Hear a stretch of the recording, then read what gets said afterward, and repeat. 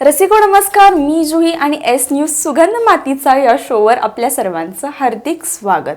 मंडळी, शोवर अनेक national international लेवलचे ॲथलीट्स आले आहेत, पण आज आपल्यासोबत आहे कोल्हापूरची कन्या जिने नॅशनल पॅरालिम्पिक स्विमिंगमध्ये अनेक गोल्ड मेडल्स आणि अनेक रेकॉर्ड्स ब्रेक केले आहेत. तर आज आपण रिया पाटील यांची स्टोरी सुगंध मातीचावर पाहणार आहोत. आज आपल्यासोबत आहेत रिया पाटील आणि त्यांच्या मम्मी रोहिणी पाटील. मॅम, आपल्या दोघींचं शोवर हार्दिक स्वागत. थँक्यू. तर मॅम, आता मी पहिला प्रश्न आपल्याला असा करते की रियानी पॅरालिम्पिक स्विमिंगमध्ये गोल्ड मेडल्स मिळवलेत, लाईक ती नॅशनलला गेली आहे. तर तिची ही सुरुवात जी झाली स्विमिंगची आणि पॅरालिम्पिक्सची ती कशी झाली? रिया ही सेरेबल पाल्सी आहे. ती बाय बर्थ सेरेबल पाल्सी आहे. त्याच्यामध्ये स्नायूंच्या हालचालींवर अतिरिक्त नियंत्रण नसतं, त्यामुळे त्यांना चालायला बसायला प्रॉब्लेम येतो. त्याच्यासाठी आम्ही तिचं एक्सरसाइज म्हणून स्विमिंगला सुरुवात केली होती की ती चालेल वगैरे. त्याच्यातून आम्हाला कळालं की स्विमिंगमध्ये पण कॉम्पिटिशन असतात. मग तिथून आम्ही तिची कॉम्पिटिशन लेवलला तयारी सुरू केली. तरी जेव्हा तुम्ही तिला स्विमिंग क्लासेसला वगैरे जेव्हा तिचं पार्टिसिपेशन घेतलं होतं तेव्हा तिचं वय काय होतं साधारणपणे? 7 वर्षाची असताना तिनं स्विमिंग सुरू केलेलं आम्ही, म्हणजे असं घरातूनच शिकवायला की आपल्याला फरक पडेल का. कोल्हापूरमधूनच ट्रेनिंग सुरू झालेलं. सर्वात पहिल्यांदा आम्ही शिवाजी स्टेडियमला सुरुवात केलेली, तिच्या बहिणीबरोबरच सुरुवात केलेली. असंच तेव्हा ती घाबरतच होती सगळ्यांच्या बरोबर कॉन्टॅक्टमध्ये लोकांच्या बरोबर यायला वगैरे. बहिणीबरोबर सुरुवात केलेली. जसं तिची पाण्याची आवड पण आम्हाला कळायला लागली की ती घाबरत नाहीये पाण्याशी. म्हणजे पहिले थोडे दिवस ती घाबरते, सगळीच जनरल घाबरतात. मग त्यानंतर तिने सुरू केलं आणि त्याच्यानंतर मग एक्सरसाइज असतो, वॉटर थेरपी असते ह्या मुलांसाठी. फिजिओथेरपी तर कंपल्सरीच आहे, ह्या मुलांना रोज लागते. आणि वॉटर थेरपी असते हे आम्हाला कळालं. मग तिथून आम्ही शोधायला लागलो की आपले रियामध्ये काय डेव्हलपमेंट होऊ शकते. तेव्हा आम्ही स्विमिंग सुरू केलं. आम्ही पुण्यामध्ये पण शिफ्ट झालो तिच्या फिजिओथेरपी आणि वॉटर थेरपीसाठी. मग तिथं तिला स्विमिंग पूलमध्ये जवळजवळ 1 तास चालवायचे नुसतं. त्याच्यातून तिचा बॅलन्स सुधारायला लागला आणि तिथं आम्हाला कळालं की असे गेम्स असतात. त्यामुळे आम्ही ह्याच्यामध्ये तिच्या डेव्हलपमेंट होईल ह्यानं आम्ही त्याच्यात प्रयत्न सुरू ठेवलेत आत्ता. तर मॅमनी सांगितल्याप्रमाणे तिच्या बॅलन्सिंगसाठी आणि तिच्या डेव्हलपमेंटसाठी आपण स्विमिंग हे ऑप्शन चूज केलं होतं. पण स्विमिंगच का, इतर स्पोर्ट्स देखील आहेत ज्यात फिजिकली बॉडी इन्व्हॉल्व्ह होऊ शकते, फिजिकली बॉडी तयार पण होऊ शकते, पण स्विमिंगच का निवडलं? ॲक्च्युली आम्हाला तसं पहिल्यांदा काहीच माहिती नव्हतं की कुठला गेमच्या ह्यानं आम्ही गेलोच नव्हतो. पहिल्यांदा मी फिजिओथेरपी सुरू केली. मग तिथे सगळे म्हणायचे की हिला पाण्यामध्ये चालवा किंवा वाळूत उभा करा. हे सगळे जे कोण पण बघितलं की असं सांगतात की ही मुलगी चालत नाही, तर त्यांना जे माहिती असतात ते सांगायचे. मग ते असं करत आम्ही म्हटलं बघूया, ट्राय करूया पाण्यामध्ये. वाळूत पण मी तिला उभा करत होते, जवळजवळ 2-2 तास तिला वाळूत उभा करत होते. त्याचा फरक पडतो? हो, पडतो. मला तरी वाटलं की आपण खरं ते असं नसतं की तुम्ही 4 दिवस वाळूत उभा केलं म्हणजे तिला लगेच जवळजवळ 6 महिने तिला मी वाळूत उभा केलं रोज. ह्या बॅरेलमधून वाळू काढायची, त्या बॅरेलमध्ये घालायची. म्हणजे रोज हे प्रकार करावे लागतात. ह्यांच्यात संयम हा प्रकार पेरेंट्सना पण आणि तिला पण खूप लागतो. त्यामुळे असं नाही की आजच रिझल्ट येईल. आता 15 वर्षांनी रिया काल आमची दुकानात एकटी जाऊन साखर घेऊन आली. त्यामुळे ह्याला पेशन्स खूप लागतात आणि त्याची रिझल्ट मिळतो, फक्त जरा वेळाने मिळतो. बाकीचं म्हणजे मग त्यातूनच आम्ही मग पाण्यात स्टँड नंतर पाणी ट्राय केलं, तसंच तिला ते स्विमिंग. मग तिथले कोचेस वगैरे सांगायला लागले की ह्या मुलांना असे गेम्स असतात, तर हे होतंय तर आपण त्याच्याबरोबर करूया. आणि दुसरा गेम आम्हाला तसा काही माहित पण नव्हता की हे, त्यामुळे आम्ही स्विमिंगकडे कंटिन्यू ठेवलं. तर आता कोचिंगचा आपण उल्लेख केलाय, तर ट्रेनिंग आणि कोचिंग पॅरालिम्पिक स्टुडंटसाठी वगैरे कशी असते, कशी दिली जाते? आणि तुम्हाला हे कोचेस भेटले कुठे? कारण की गुरु मिळणं आजच्या जगात खूप कठीण गोष्ट आहे. सगळ्यात महत्वाचं कुठल्याही स्पोर्टसाठी गुरु आणि कोच सरच असतात. तर त्याची सुरुवात कशी झाली बरं? पहिल्यांदा रिया कोचिंग असंच आम्ही ह्याच्यासाठी घातलं होतं. त्याच्यानंतर तिला कोल्हापुरातले कोच भेटले. गोखले ह्याला करत होती, तिथं पण त्यांनी कोचेसनी तिचं ट्रेनिंग घेतलं. आता ती सागर पाटील स्विमिंग पूलवर करते, मानसिंग सर आहेत आता तिथे, आणि त्यांच्या अंडर जे प्रशिक्षक आहेत ते पण ह्या मुलांना चांगलं शिकवत आहेत. म्हणजे नशिबाने आम्हाला कोचेस चांगले मिळाले, व्यवस्थित गाईड्स मिळाले आहेत. त्यामुळे आम्हाला असा कधी प्रॉब्लेम नाही आला की ह्यांचं प्रॅक्टिस. फक्त अजूनही असं वाटतं की अजून ह्या मुलांच्याकडे त्या दृष्टीनं बघितलं जात नाही आहे. म्हणजे नॉर्मल मुलांच्या सारखंच ही प्रयत्न करतात, सकाळी 5ला उठतात, व्यायाम करतात, सगळं करतात. तर त्या मुलांसारखंच ह्यांना अजूनही मिळावा फॅसिलिटी, असं आम्हाला वाटतं ॲज ए पेरेंट म्हणून. ओके. कोल्हापूरमध्ये फॅसिलिटीज कशी आहेत, किंवा रिया आता सध्या पुणेमध्ये प्रॅक्टिस करते? नाही, आता सागर पाटील स्विमिंग पूल आपल्या कोल्हापुरातच. आणि कॉम्पिटिशन्सच्या वेळेस नाही, इथेच करते आता, इथेच करते आता. इथं तिचं प्रॅक्टिस शेड्यूल चांगलं चालू आहे. त्यांनी पण आम्हाला एक सेपरेट बॅच दिलेली आहे आता या मुलांसाठी. त्यामुळे आता इतर मुलं देखील आहेत म्हणजे कोल्हापुरात? हो हो हो, खूप आहेत. 7-8 मुलं रियाच्या ग्रुपमध्ये आहेत आता. अशी मुलं आहेत की जी पेरेंट्सना धरून चालतात वगैरे. खरं ती पाण्यात पडली की आपल्यापेक्षा छान पोहतात. असं कसं पण होतंय ते नेमकं? ते दाना ते देवाचं वरदान असतं ऍक्च्युली. त्यामुळे ते आपण आपल्यापेक्षा आपण अपंग आहोत त्यांच्या समोर, असं मला तरी वाटतं. कारण त्यांची जिद्द, त्यांचं हे बघून आपल्याला काहीतरी शिकण्यासारखं मिळतं त्यांच्याकडून. तर आता रिया, आपण तुला प्रश्न करूयात. तर तुझं फेवरेट ऍथलीट कोण आहेत? कोण प्लेअर आहे जे तुला आवडतं? स्विमिंग असो किंवा इतर स्पोर्ट्स मध्ये असो. कोण आवडतं तुला? कोण खेळतं बॅडमिंटन? तुला आवडतं ना सायना नेहवाल? तू बघितलंयस ना पिक्चर? मग सांग. सायना नेहवाल आवडतात रियाला. बर, तर त्यांनी पिक्चर बघितला होता म्हटलं तुम्ही. तिने किती गोल्ड मेडल मिळवलेले त्या पिक्चर मध्ये? 4 मिळवलेले. आणि तुला किती मिळवायचे? 5. कोल्हापूरच्या मुलगीला नक्की 5 गोल्ड मेडल मिळणार. आपण सगळेजण रियासाठी असं रियाला सपोर्ट करत, प्रे करत, रियाला नक्की 5 मेडल्स भेटणार आहेत. तर गुवाहाटीमध्ये झालेल्या स्पर्धेकडे आता आपण वळूयात. 3 गोल्ड मेडल्स मिळवलेत तिने, आणि 3 नॅशनल रेकॉर्ड्स पॅरालिम्पिक्स मध्ये रियाने केले. तर त्या रेकॉर्ड्स बद्दल ऐकण्यास आम्ही सर्वजण इच्छुक आहोत. ओके. गुवाहाटीमध्ये 2022ला तिची नॅशनल झाली. त्याच्यामध्ये ती सब ज्युनियर कॅटेगरीमध्ये होती, अंडर 14 सब ज्युनियर कॅटेगरी.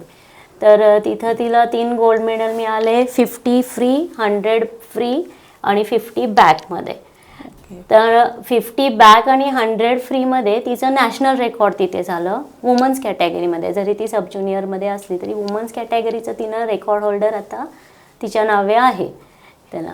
परत तिथे जे मागच्या वर्षी जे उदयपूरमध्ये तिचं नॅशनल झालेलं आहे तिथं पण तिला गोल्ड मिळालेले. खरं ते टायमिंग आणि गुवाहाटीच्या टायमिंगमध्ये ते कॅल्क्युलेट करतात. तर त्या टायमिंगमध्ये जर तिची डेव्हलपमेंट झाली असेल तर तिला बेस्ट प्लेयर ऑफ द टुर्नामेंटचा किताब मिळतात. तर तिला असं उदयपूर आणि गुवाहाटी दोन्ही ठिकाणी तिला बेस्ट प्लेयर ऑफ द टुर्नामेंटचा किताब मिळालेला आहे. आणि जेव्हा नॅशनल रेकॉर्ड ब्रेक झाला तेव्हा तुमची पेरेंट म्हणून प्रतिक्रिया काय होती बरं? आम्हाला अजूनही वाटतं ते आता Riya Patil national record holder ते तिच्या वेबसाईटवर दिसतं तेव्हा सारखं वाटतं अजून काहीतरी व्हायला पाहिजे. पेरेंट्सची अपेक्षा थांबत नसते पालकांची. बरोबर आहे. तर 2 जे आपण टुर्नामेंट प्लेअर ऑफ द टुर्नामेंटचा उल्लेख मॅमनी केला, ते देखील रियाने 2 पटकावले आहेत ऑलरेडी. तर त्याची स्टोरी काय आहे बरं? दिल्ली ह्याच्यामध्ये एकदा गुवाहाटीमध्ये एकदा पटकावला आणि उदयपूरमध्ये एकदा पटकावला तिनं. उदयपूरमध्ये पण तिनं 3 गोल्ड मिळवलेले. त्यामध्ये पण तिचं बेस्ट टायमिंग झालेलं होतं. 1 मिनिट 58 सेकंड काहीतरी फ्रीला दिलेलं तिनं.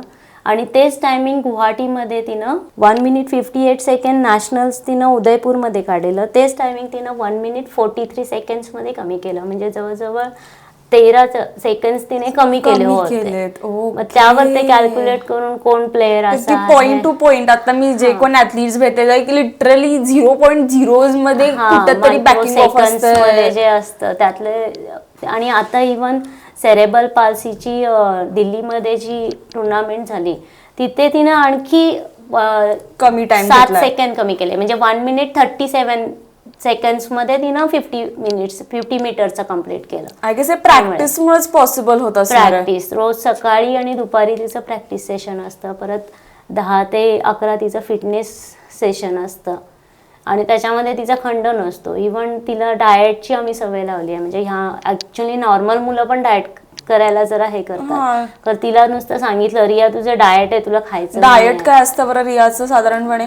सकाळी उठल्या उठल्या तिला मोरावळा असतो, परत केळ असतं स्विमिंगच्या आधी, स्विमिंग झाल्यानंतर अंडी असतात, घरी आल्यावर मग आमटी भात, म्हणजे मी घरात खाते आणि असं म्हणत नाही मला ही नको आहे म्हणजे आज असं वगैरे. नाही की मला आज उत्तापाच पाहिजे किंवा असं नाही. तिला रोज आमटी भात आता आम्ही सवय केली आहे की तुला नाश्ता तोच मिळणार आहे असं. तर तिला सांगितलं हा ठीक आहे, तुला मॅच झाल्यावर आम्ही पिझ्झा देणार आहे. तर ती त्या एका पिझ्झासाठी हे पूर्ण डाएट करते, कारण मॅच म्हणजे अशी वरती आली स्विमिंग पूल मधून बाहेर, आधी मला पिझ्झा दे अशी म्हणते, दरवेळचं तिचं आहे. हो ना. तर SBI बँक जी आहे, जी ऑल ओव्हर इंडियाची जी ब्रांचेस वगैरे आहेत, ते पॅरालिम्पिक्ससाठी जे कोण विद्यार्थी असतात त्यांना स्कॉलरशिप्स ग्रांट करतात. तर रिया आपली कोल्हापूरची, तिने ऑलरेडी ती पण स्कॉलरशिप मिळवून घेतलेली आहे. 100 मुलांनाच ही स्कॉलरशिप दिली जाते, त्यातून रिया एक आहे. तर मॅम, ते स्कॉलरशिपची ऑफर रियापर्यंत कशी पोहोचली आणि तो आनंद कसा होता? SBIची त्यांची स्कॉलरशिप आम्हाला पण माहिती नव्हतं असं काय असतं. PCI Paralympic committee of India, त्यांच्याकडे त्यांचं लेटर गेला असेल की कोण पॅरा प्लेयर आहेत का तुमचे. तर PCIने रियाचं नाव त्यांना पाठवलं की ही मुलगी डेव्हलपिंग आहे आत्ता, ती नॅशनल रेकॉर्ड होल्डर आहे, तिच्या दोन वर्षे ती प्लेयर ऑफ द टुर्नामेंट आहे, तिची डेव्हलपमेंट चांगली आहे. तर इंडियातले 100 प्लेयर त्यांनी निवडले होते, त्यामध्ये रियाचं सिलेक्शन झालं. त्याच्यानंतर त्यांनी आमच्याकडून सगळे डिटेल्स मागितले स्टेट बँकेने.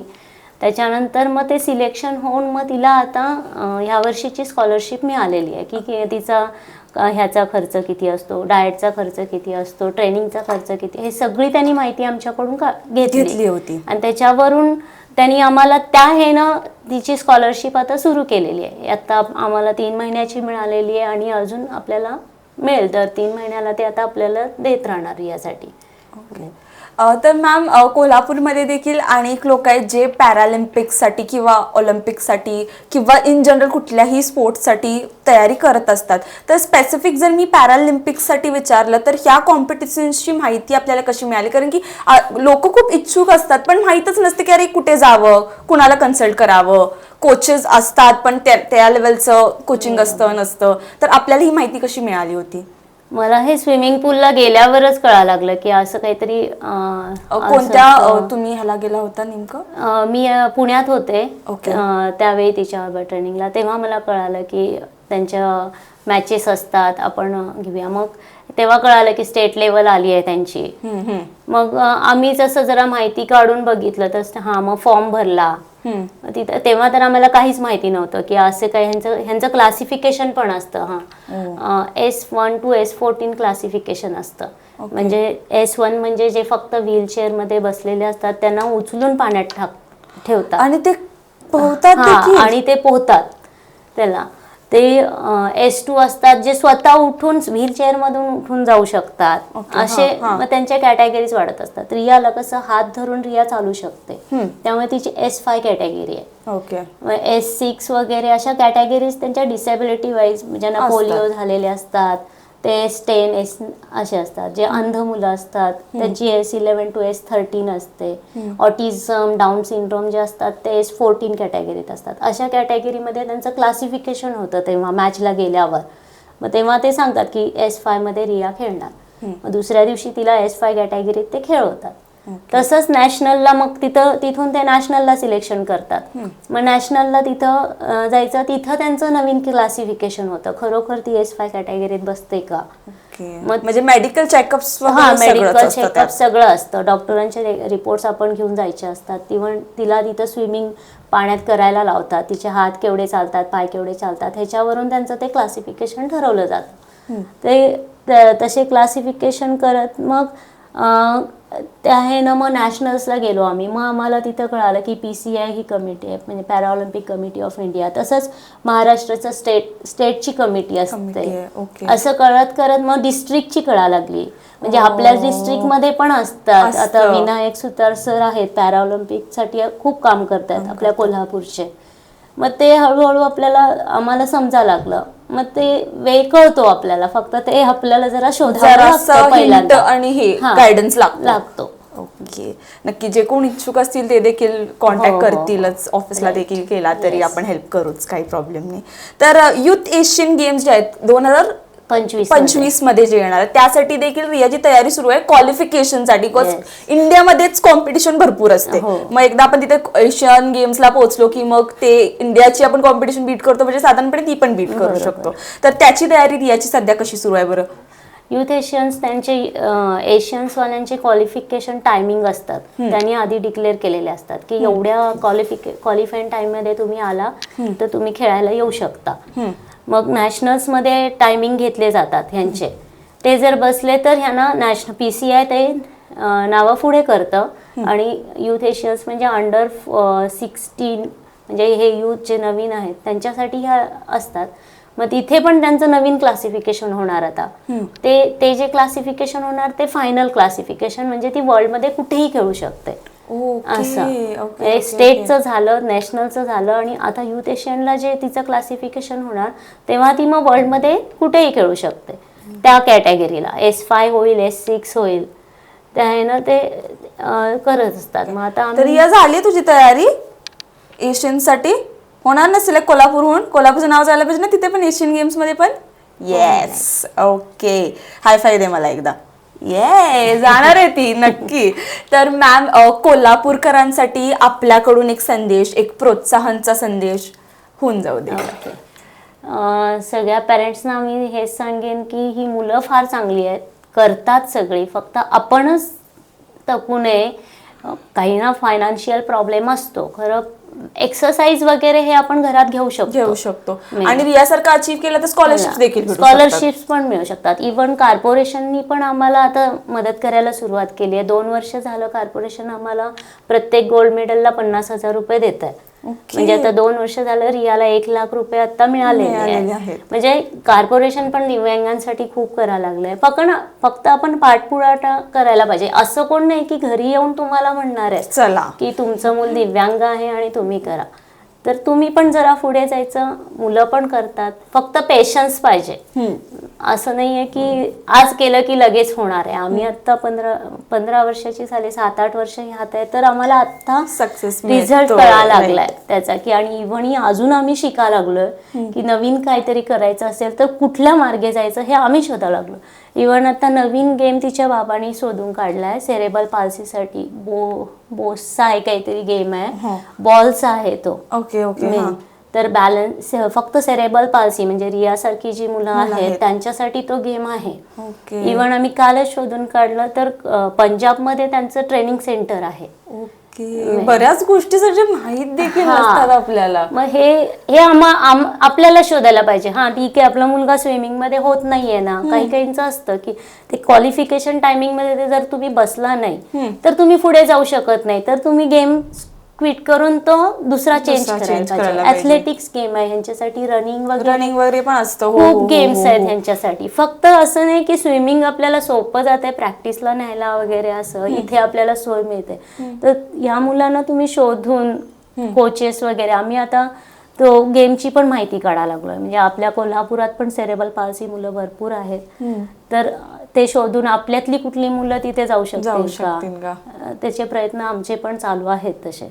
ओके, खूप सुंदर संवाद झालाय मॅम. थँक्यू सो मच तुम्ही आला. थँक्यू रिया, तू आलीस इथे माझ्यासोबत बोलण्यासाठी, मम्मासोबत आलीस इथे. सो ऑल द बेस्ट तुम्हाला दोघींना देखील, रियाला देखील all the best Asian game साठी. मॅम तुम्हाला देखील, तुमच्यासाठी inspiring parents are always always heart touching. तर थँक्यू सो मच. थँक्यू, धन्यवाद. ओके.